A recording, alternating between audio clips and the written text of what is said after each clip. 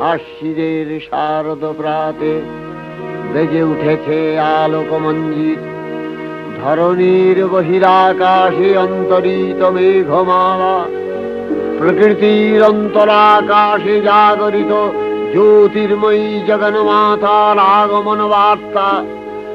আনন্দময়ী মহামায়ার পদধ্বনি অসীম ছন্দে বেজে উঠে রূপলোক ও রসলোকে আনে নবভাব মাধুরীর সঞ্জীবন। তাই আনন্দিতা শ্যামলী মাতৃকার চিন্ময়ীকে মৃন্ময়ীতে আবাহন। আজ নতুন